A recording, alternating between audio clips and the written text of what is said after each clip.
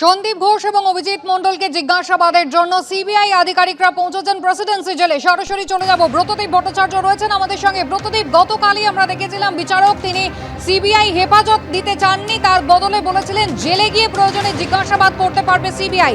সেই কারণেই কি পৌঁছলেন আধিকারিকরা?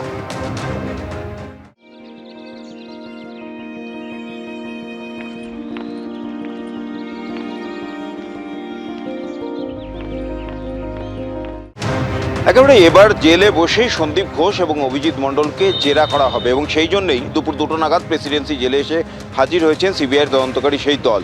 গতকাল আমরা দেখেছিলাম শিয়ালদা কোর্টে সিবিআইয়ের আইনজীবীরা তারা আর্জি জানিয়েছিলেন যে সন্দীপ ঘোষ এবং অভিজিৎ মণ্ডল তাদেরকে 3 দিনের জন্য সিবিআইয়ের হেফাজতে দেওয়া হোক, কিন্তু তখনই বিচারক প্রশ্ন তুলেছিলেন যে হেফাজত কেন, জেলে গিয়ে জেরা করতে আপত্তি কোথায়। এবং পরবর্তীতে দেখা যায় যে বিচারকের সেই প্রশ্নের পরই সিবিআইয়ের আইনজীবীরা সেই আর্জি প্রত্যাহার করে নেন এবং জেলে এসে জেরা করার আবেদন জানান। সেই আবেদন মঞ্জুর করেছেন বিচারক এবং সেই জন্যই সিবিআইয়ের আধিকারিকরা এই মুহূর্তে প্রেসিডেন্সি জেলে গিয়ে সন্দীপ ঘোষ এবং অভিজিৎ মণ্ডলকে জেরা করছেন।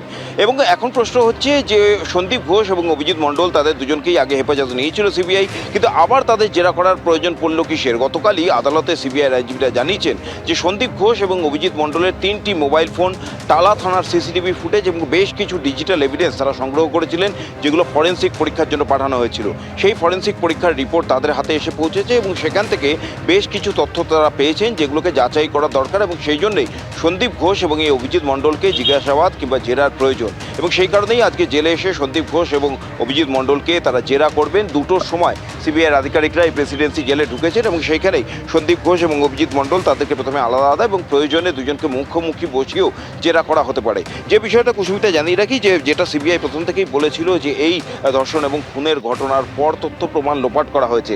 আজকের এই জেরায় সন্দীপ ঘোষ এবং অভিজিৎ মণ্ডল তারা কি মুখ খুলবেন যে ধর্ষণ এবং খুনের ঘটনা হয়েছিল তা থেকে নতুন কোনো সূত্র পাবেন সিবিআইয়ের আধিকারিকরা, নাকি তথ্য প্রমাণ লোপাটের যে অভিযোগ তারা করছেন সেই সংক্রান্ত কোনো সূত্র তাদের হাতে আজকে উঠে আসবে? এই সমস্ত প্রশ্ন থেকেই যাচ্ছে। এই জেরার পরেই তারপরেই জানা যাবে আদালতে তারা কি রিপোর্ট দিচ্ছেন এই জেরা নিয়ে। কুসুমিতা। ব্রতদীপ, ধন্যবাদ। যৌথ সংগ্রামী মঞ্চ তারা এই আর্জি করে বিচারের দাবিতে ইতিমধ্যেই পথে নেমেছেন। শিয়ালদা থেকে রওনা দিয়েছেন তারা। সত্যজিৎ বলতো আমাদের প্রতিনিধি রয়েছেন। সত্যজিৎ, কি দাবি যৌথ সংগ্রামী মঞ্চের, কতদূর যাবে মিছিল?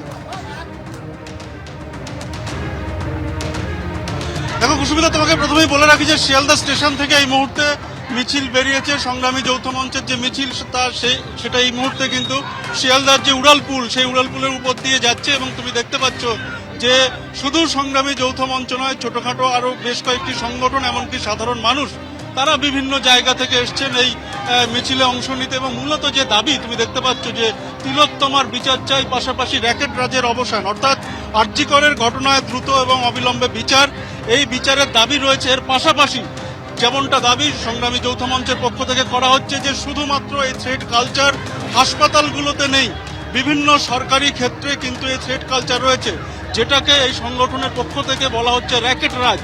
এই র্যাকেট রাজের অবসান চাই, এই দাবিতে কিন্তু এই মিছিল।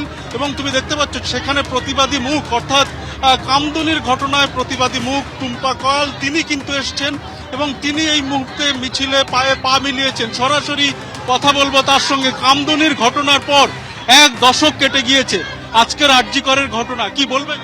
দেখুন, আরজি করের মামলাটা দ্রুত বিচার পাক, এটাই আমাদের দাবি। কারণ কামদুনের মতো যেন দীর্ঘদিন লড়াই না চালাতে হয়, কারণ দীর্ঘ 11 বছর হয়ে গেছে এখনো কিন্তু কামদুনি মামলা নিষ্পত্তি হয়নি এবং এখনো কামদুনির মামলা চলছে। এটা যেন আরজি করের ক্ষেত্রে না হয়, এটাই আমরা চাই। আজকে যে চিকিৎসককে ধর্ষণ করে খুন করা হয়েছে তার যেন জাস্টিস মিলে এবং তার আত্মা যেন শান্তি মিলে, এটাই আমাদের দাবি। এইভাবেই কিন্তু মিছিল এগিয়ে চলেছে। এই মুহূর্তে মিছিলের গন্তব্য শ্যামবাজারের দিকে, অর্থাৎ শিয়ালদা থেকে যে মিছিল শুরু হয়েছে সেই মিছিল এখন শ্যামবাজারের উদ্দেশ্যে রওনা দিয়েছে এবং পায়ে পা মিলিয়ে শুধু সংগ্রামী যৌথ মঞ্চ নয়, সংগ্রামী যৌথ মঞ্চের যে কর্মীরা তারা শুধু নয়, এখানে বিভিন্ন সংগঠন এমনকি সাধারণ মানুষ তারাও কিন্তু এই মিছিলে অংশ নিয়েছেন এবং এই মিছিল এখন শ্যামবাজারের উদ্দেশ্যে রওনা দিয়েছে। কুসুমিতা।